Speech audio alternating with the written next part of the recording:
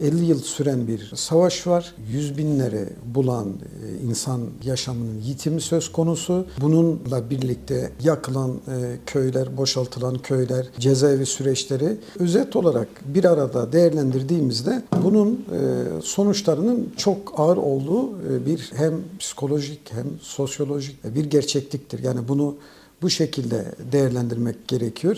Evet, daha iyi olabilir miydi? Daha iyi olabilirdi.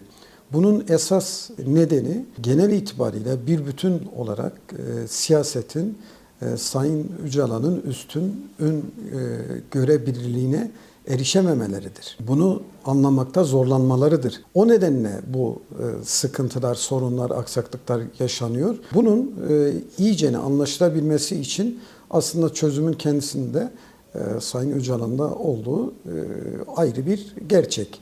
Nasıl? Bunu Sayın Öcalan kendisi yapacak. Bu koşullar sağlanacak.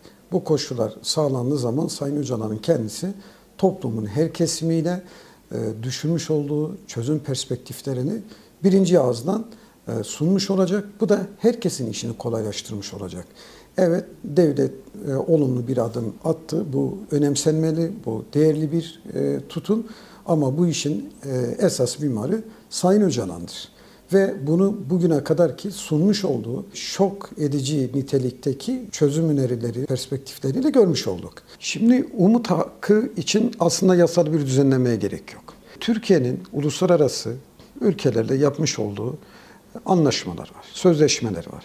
Bu sözleşmeler içerisinde şunu anayasanın 90. maddesinde öngörüyor, diyor ki eğer ulusal mevzuatta uluslararası mevzuat karşı karşıya geldiğinde uluslararası mevzuat esas alınır. Şimdi zaten Avrupa İnsan Hakları Sözleşmesi'nde bunlar var. Bu haklar sağlanmış. Bir insanın ortalama cezaevinde kalma süresi aslında 20 yıldır. Sayın Öcalan'la ilgili daha önce 3 kez bu karar verilmiş. Yani bunun değerlendirilmesi gerektiğine ilişkin Avrupa İnsan Hakları Mahkemesi'nin kararı var. Türkiye'nin bunu yerine getirmesi gerekiyor. Süreçten bağımsız olarak geldiğimiz nokta itibariyle süreç açısından baktığımızda artık mevcut durum umut hakkının daha ilerisindeki bir durumdur. Daha ilerisindeki bir noktadır. O nedenle umut hakkı olmasa dahi evet burada taraflar var. Tarafların iradeleri söz konusu. Bu işin bir tarafın tartışmasız öncüsü Sayın Öcalan ve bu artık devlette kabul etmiş durumda ve bunun gereklerinde, bunun ispatını da sağlamış durumda.